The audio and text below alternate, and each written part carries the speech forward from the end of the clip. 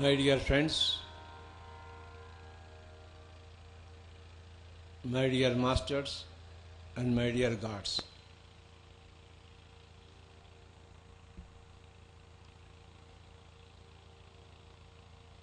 మనమంతా దేవుళ్ళము. We are all gods. That is the most important thing we have to understand. మనము దేవుళ్ళము అని మనం ఎప్పుడూ గుర్తుంచుకోవాలి.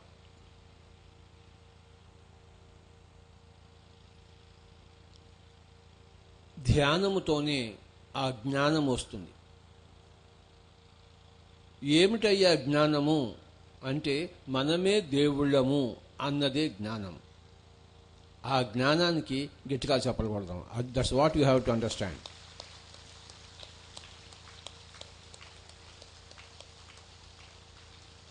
అందరూ అంటారు, జ్ఞానము అంటే ఏమిటి, అజ్ఞానము అంటే ఏమిటి. నేను ఈ దేహము, నేను ఒక మనుష్యుణ్ణి అనుకుంటే అది అజ్ఞానము. నేను దేవుణ్ణి, నేను ఆత్మను అని తెలుసుకుంటే అది జ్ఞానము.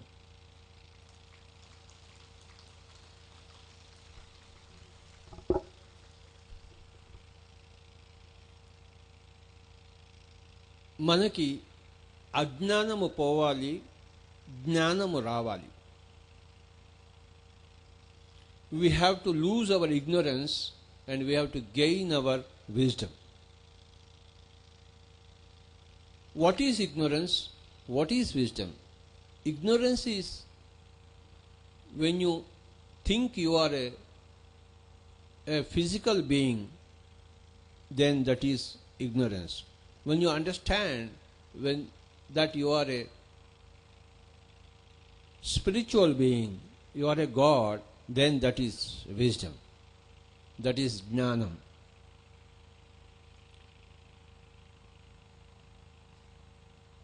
అంధకారంలోంచి వెలుగులోకి వచ్చినట్టు అజ్ఞానంలోంచి జ్ఞానంలోకి వస్తాం.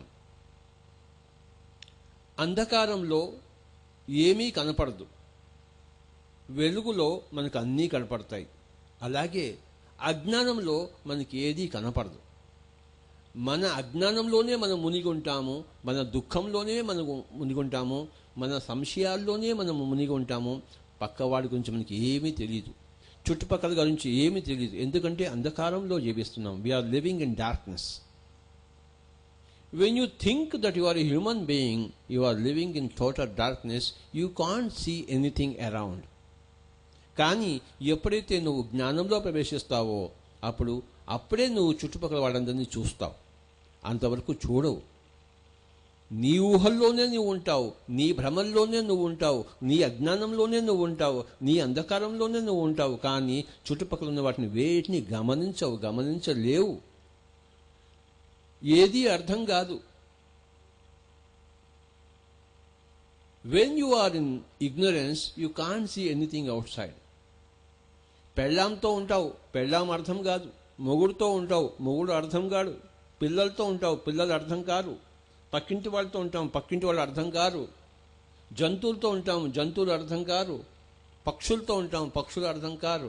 ఎందుకంటే మన అంధకారంలో మనం ఉన్నాం, మన అజ్ఞానంలో మనం ఉన్నాం, మన సంకుచితత్వంలో మనం ఉన్నాం.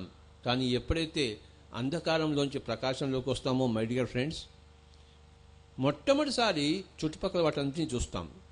మొట్టమొదటిసారి సూర్యోదయాన్ని చూస్తాం, మొట్టమొదటిసారి సూర్యాస్తమయాన్ని చూస్తాం, చంద్రోదయాన్ని చూస్తాం, పూర్ణచంద్రుని చూస్తాం, పక్కింటి పిల్లలను చూస్తాం, ఆ పక్కింటి పిల్లల చిరునవ్వుని చూస్తాం. ఎందుకంటే వెలుగు ఉంది, వెలుగులో అన్నీ కనపడతాయి, అంధకారంలో ఏదీ కనపడదు. నేను నేను నేను నేను ఈ నేనులో ఉన్నప్పుడు అంధకారంలో ఉన్నావు. నేను పోయినప్పుడు నువ్వు ప్రకాశంలోకి వచ్చావు. నేను అనుకోవడం అనేది అది మొట్టమొదటిది primary ignorance. My dear friends, జ్ఞానం అంటే అంధకారంలోంచి బయటకు రావడము. నేను శరీరం కాదు, నేను ఆత్మను, నేను భగవంతుణ్ణి అని తెలుసుకోవడమే జ్ఞానం. ఆ జ్ఞానము ఎక్కడి నుంచి వస్తుంది? ఆ జ్ఞానము ధ్యానంలోంచి వస్తుంది. ఎక్కడైతే ధ్యానం లేదో అక్కడ జ్ఞానము లేదు. ఎక్కడైతే ధ్యానం ఉంటుందో అక్కడ జ్ఞానం ఉంటుంది. ఎంత ఎక్కువ ధ్యానం ఉంటే అంత ఎక్కువ జ్ఞానం ఉంటుంది. మనకు తెలుస్తుంది మనం అంత గొప్ప భగవంతులమని చెప్పేసి.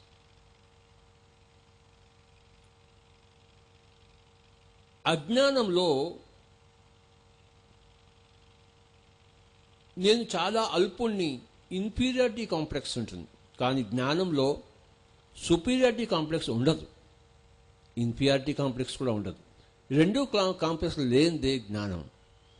ఎప్పుడైతే జ్ఞానం వచ్చిందో నువ్వు దేవుడివే కానీ పక్కవాడు దేవుడే, ప్రతి ఒక్కడు దేవుడే అన్నప్పుడు ఎవరు సుపీరియరు, ఎవరు ఉత్తములు, ఎవరు అధములు, అందరూ ఉత్తములే అన్న ఆ జ్ఞానం వస్తుంది. అప్పుడు అందరినీ గౌరవిస్తాము, సకల ప్రాణికోటిని గౌరవిస్తాము. అంధకారంలో ఉన్నప్పుడు కించపరచుకోవడము, ఇద్దరు ముగ్గురు చూసుకుని వాళ్ళకన్నా నేను గొప్పవాళ్ళని విర్రవీగడము ఉంటుంది. కానీ జ్ఞానంలో ఇన్ఫీరియారిటీ కాంప్లెక్స్ లేదు, సుపీరియారిటీ కాంప్లెక్స్ లేదు, సంకుచితత్వం లేదు, పక్కవాడికన్నా గొప్పవాడిని లేదు, అల్పుడిని లేదు.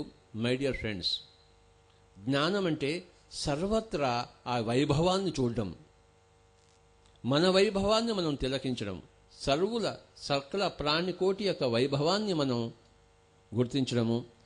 అందులో ఎంత వైభవమో ఆ వైభవంలో జీవించడమే ఆధ్యాత్మికత. వైరాగ్యంలో జీవించడం కాదు, వైభవంలో జీవించడమే ఆ యొక్క ఆధ్యాత్మికత. పిరమిడ్ స్పిరిచువల్ సొసైటీస్ మూమెంట్ వైరాగ్యానికి తిలోదకాలు ఇచ్చి వైభవానికి సుస్వాగతం పలుకుతోంది. That is what is pyramid spiritual societies moment.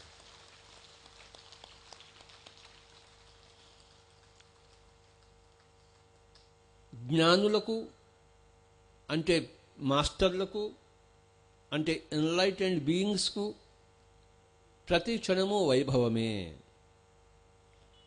అన్ని దిక్కులా వైభవమే. కళ్ళు మూసుకుంటే వైభవమే, కళ్ళు తెరిస్తే వైభవమే, ఇంట్లో కూర్చుంటే వైభవమే, బయట తిరిగితే వైభవమే, దరిద్రుడుగా ఉన్న వైభవమే, జమీందారుగా ఉన్న వైభవమే. ఎందుకంటే ఆ జ్ఞానంలో ఉన్నవాడు. ధ్యానము ద్వారా జ్ఞానము, అది ఈక్వేషన్. ఎక్కడ ధ్యానం లేదో అక్కడ జ్ఞానం లేదు. Where there is no meditation there is no enlightenment. Where there is meditation there is enlightenment. These are the simple equations. కనుక మనకు ఏం కావాలి? మనకి జ్ఞానము కావాలి. ఏది పోవాలి? అజ్ఞానం పోవాలి. ఏది పోవాలి? అంధకారం పోవాలి. ఏది రావాలి? ప్రకాశం రావాలి. సింపుల్. సూర్యుడు ఉంటే ప్రకాశము, సూర్యుడు లేకపోతే అంధకారం. అలాగే ధ్యానము లేకపోతే అజ్ఞానము, ధ్యానము అంటే జ్ఞానం. ఆ సూర్యుడు ఈజ్ ఈక్వల్ టు ధ్యానం, ధ్యానము ఈజ్ ఈక్వల్ టు సూర్యుడు. Whatever is the sun in the physical plane, that is meditation in the spiritual plane. ఈ భౌతిక స్తరంలో సూర్య భగవానుడు ఎలాగో ఆధ్యాత్మిక స్తరంలో ధ్యానము అలాంటిది. కనుక రకరకాల సూర్యుళ్ళు లేరు. భారతదేశంకో సూర్యుడు, ఆఫ్ఘనిస్తాన్కు రెండవ సూర్యుడు, చైనాకి మూడవ సూర్యుడు లేడు. అందరికీ కలిపి ఒకటే సూర్యుడు. అలాగే రకరకాల ధ్యాన పద్ధతులు లేవు. There is only one sun for the whole earth and there is only one meditation for the whole humanity, my dear friends. భూమండలానికి ఒకటే సూర్యుడు, మానవాళికి ఒకటే ధ్యానం. రకరకాల సూర్యుళ్ళు లేరు, రకరకాల ధ్యానాలు లేవు. రకరకాల సూర్యులు ఉన్నారు అనుకుంటే అదే అజ్ఞానము. ఒకటే సూర్యుడు ఉందని తెలుసుకుంటే అదే సుజ్ఞానము. రకరకాల ధ్యానాలు ఉన్నాయి అనుకుంటే అది అజ్ఞానమే. ఒకటే ధ్యానం ఉందని తెలుసుకున్నప్పుడు అది సుజ్ఞానమే. ఆ ఒక్క ధ్యానాన్ని పట్టుకున్న వాళ్ళే పిరమిడ్ మాస్టర్లు అందరూ కూడాను సూర్యకాంతిలో ప్రకాశంలో, సూర్యప్రకాశంలో, ఆత్మ వెలుగులో వెలిగిపోతున్నవారు.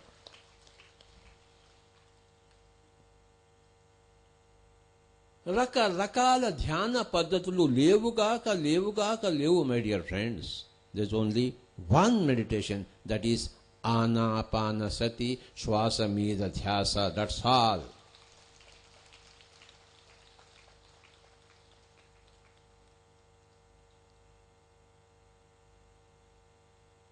ఈ సత్యాన్ని మనమందరము తెలుసుకున్న వాళ్ళము, అనుభవించిన వాళ్ళము.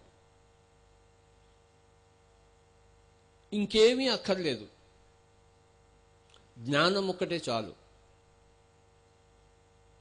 ఇంకేమీ అక్కర్లేదు, ఆ ధ్యానం ఒక్కటే చాలు. ఇంకేది అక్కర్లేదు, ఆ శ్వాస ఒక్కటే చాలు. ఇంకేది అక్కర్లేదు, అది ఉంది మన దగ్గర. శ్వాస ఉంది కానీ ధ్యానం లేదు. ఎలాగైతే గొంతు ఉంది కానీ పాట లేదు. గొంతు ఎందుకుంది? పాట కోసం ఉంది. శ్వాస ఎందుకుంది? ధ్యానం కోసం ఉంది. గొంతు విప్పి పాడాలి, శ్వాస మీద ధ్యాసను ఉంచాలి. మై డియర్ ఫ్రెండ్స్, గొంతు విప్పి పాడితే సంగీతము, శ్వాస మీద ధ్యాస ఉంచితే ధ్యానం. అది ప్రతి ఒక్కళ్ళు కూడాను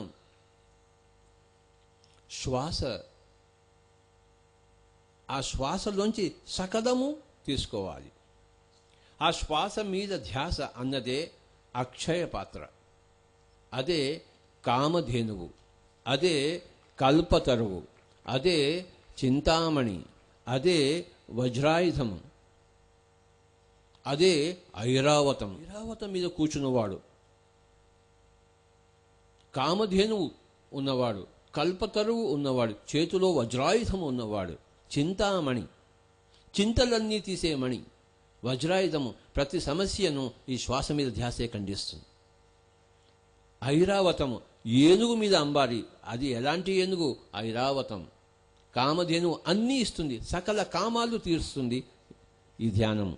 కల్పవృక్షము ప్రతి కల్పన కూడాను, ప్రతి సంకల్పం కూడాను వెంటనే నెరవేరుతుంది, అదే కల్పవృక్షము. మై డియర్ ఫ్రెండ్స్, అక్షయ పాత్ర, ఈ పాత్రలోంచి ఏమొస్తుంది? అక్షయ పాత్రలోంచి ఏది కావాలంటే అది వస్తుంది. తలకాయ నొప్పి పోవాలంటే తలకాయ నొప్పి పోతుంది, కడుపు నొప్పి పోవాలంటే కడుపు నొప్పి పోతుంది, క్యాన్సర్ పోవాలంటే క్యాన్సర్ పోతుంది. నాకు పిల్లలు లేరు, పిల్లలు కావాలంటే పిల్లలు వస్తారు. పక్కింటి వాడు సర్వనాశనం కావాలంటే అది కూడా అవుతాడు, కానీ దాని కర్మ కూడా అనుభవిస్తాం మనం. ఇదే ధ్యానాన్ని పక్కింటి వాడు సర్వనాశనం కావాలని ఉపయోగిస్తే దాని పేరు క్షుద్ర విద్య. అదే ధ్యానాన్ని లోక కళ్యాణానికి వినియోగించినప్పుడు అతనే పిరమిడ్ మాస్టర్. మన ధ్యానం నుంచి ఇక్కడి నుంచి ఎన్ని తరంగాలు బయటకు వస్తున్నాయో అవి ఎక్కడెక్కడికి వెళ్ళి భూమండలంలో ఎక్కడెక్కడ నకారాత్మక భావనలను, ఆ నెగిటివ్ని తీసేస్తున్నాయో మూడో కన్ను ఉన్న వాళ్ళకి తెలుస్తుంది. వాళ్ళు చక్కగా చూస్తుంటారు ఇవన్నీ. ఎలాగైతే ఒక అగరబత్తి వెలిగించినప్పుడు దాని పొగ చుట్టూ వ్యాపిస్తుంది, అది ఎక్కడెక్కడికో పోతుంది. అలాగే ధ్యానం చేస్తున్నప్పుడు ఈ ధ్యాన తరంగాలని అగరబత్తిలోంచి వచ్చే పొగలాగా చుట్టూ అంతా వ్యాపించి ఎక్కడో ఉన్న వాళ్ళకి మంచి సువాసన వస్తుంది. ఏమిటి ఈ సువాసన ఎక్కడిది అంటే అమరావతిలో అగరబత్తులు వెలిగిస్తున్నారు ధ్యానులందరూ. ఇక్కడ అగరబత్తి అమెరికాలో ఉండే వాళ్ళకి కనపడదు, కానీ ఇక్కడి నుంచి బయలుదేరే ఆ సువాసనలు అమెరికాలో, చైనాలో, జపాన్లో అందరూ అనుభవిస్తుంటారు ఈ ధ్యాన తరంగాలను. మై డియర్ ఫ్రెండ్స్, మనం రోజు 3 గంటల సేపు ధ్యానం చేస్తున్నప్పుడు ఆ అఖండ జ్యోతిలోంచి ఎన్ని విస్ఫులింగాలు వచ్చి, ఎన్ని తరంగాలు వచ్చి ప్రపంచం అంతా వ్యాపిస్తున్నాయో థర్డ్ ఐ ఉన్నవాళ్ళకి, దివ్యచక్షు ఉన్నవాళ్ళకి తేటతెల్లంగా కనబడుతుంటుంది. ప్రతి పిరమిడ్ మాస్టర్ కూడాను మనం జన్మ తీసుకున్నాము లోక కళ్యాణం కోసం. ప్రతి పిరమిడ్ మాస్టర్ కూడాను పుట్టుకతోనే జ్ఞాని, ఎన్నో జన్మల్లోనే జ్ఞాని. ఈ జన్మలో కూడా జ్ఞాని, ఎన్నో జన్మలో లోక కళ్యాణం చేసిన వాళ్ళు, ఈ జన్మలో కూడా లోక కళ్యాణం చేస్తున్న వాళ్ళు.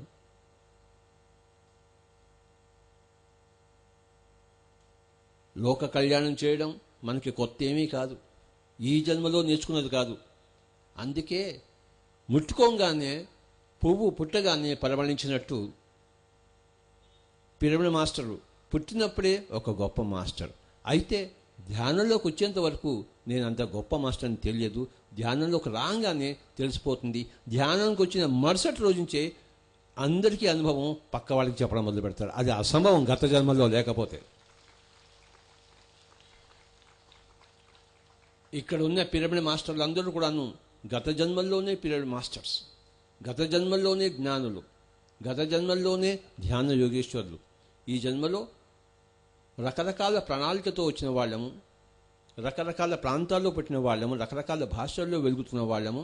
అన్ని ప్రాంతాల్లోనూ అన్ని భాషల్లోనూ ప్రపంచానికి లోక కళ్యాణానికి సత్వరంగా అందించడం కోసం సకల సమర్థతలు కలిగి ఉన్న వాళ్ళు పిరమిడ్ మాస్టర్స్.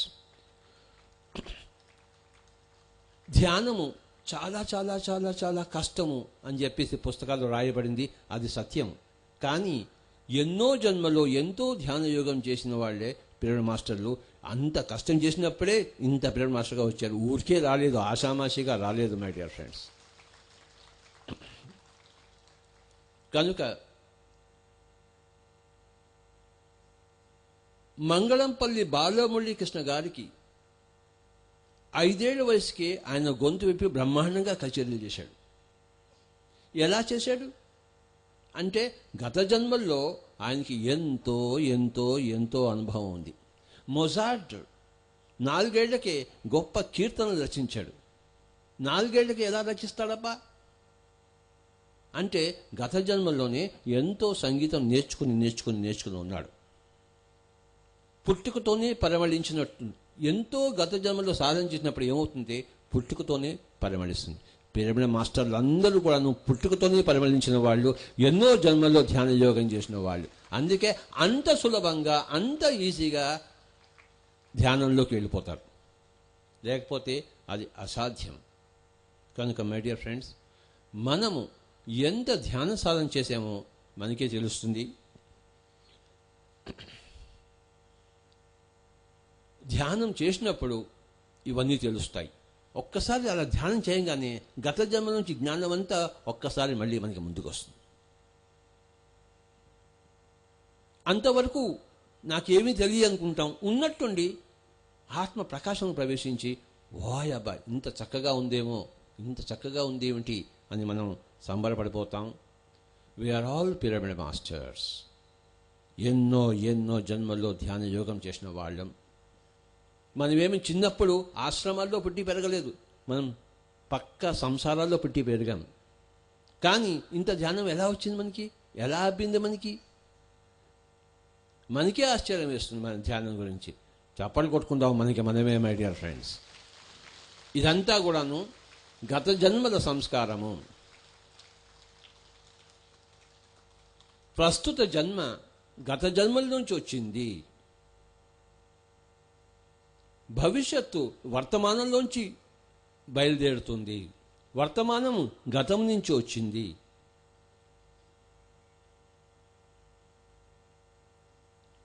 ఇప్పుడు ఏది చేస్తామో రేపు అదే దాని ఫలమే అనుభవిస్తాము. ఇప్పుడు ఏ ఫలం అనుభవిస్తున్నామో అది గతంలో చేసిన కర్మే.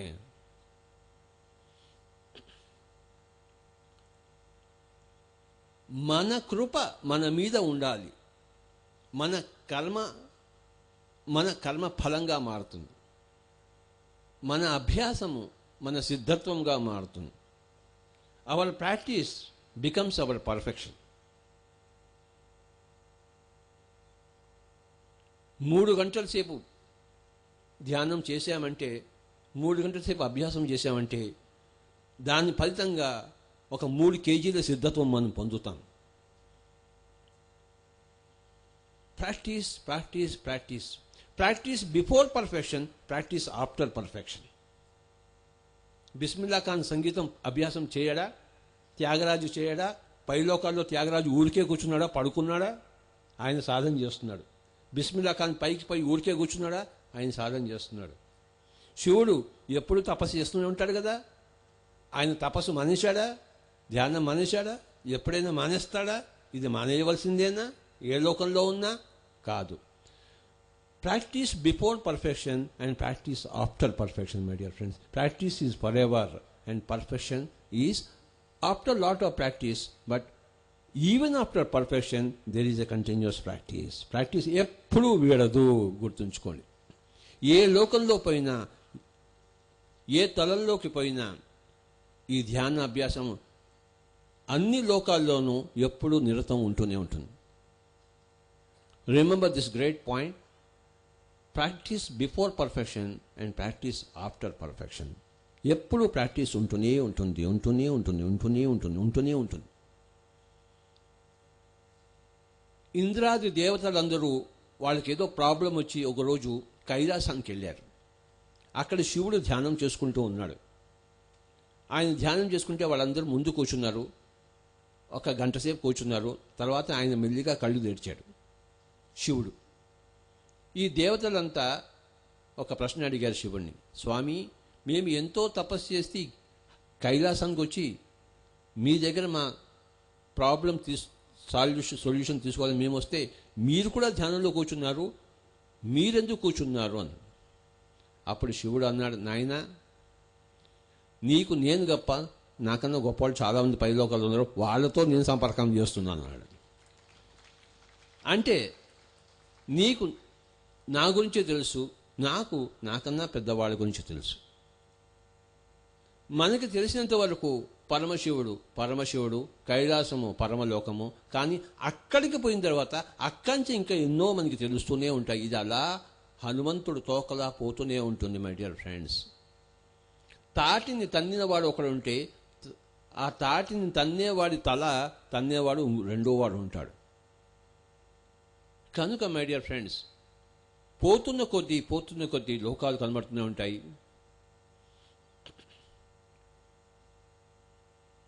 బుద్ధుడు చెప్పాడు, నాయన మీ అందరికీ నేను ఎంత చెప్పానో తెలుసా అన్నాడు. చెప్పండి స్వామి అన్నారు. ఒక చెట్టు నుంచి కొన్ని ఆకులు తీసుకురా అన్నాడు. ఆ శిష్యుడు పోయి ఆ చెట్టు నుంచి కొన్ని ఆకులు తీసుకొచ్చాడు. నీ చేతిలో ఎన్ని ఆకులు ఉన్నాయి అన్నాడు. ఇన్ని ఆకులు ఉన్నాయి. ఆ చెట్టు మీద ఎన్ని ఆకులు ఉన్నాయి? బోల్డ్ ఆకులు ఉన్నాయి. అలాగే నీకు చెప్పినవి నేను ఇంతే, నాకు తెలిసింది అంతా అని చెప్పాడు. మనం అంతా చెప్పలేము.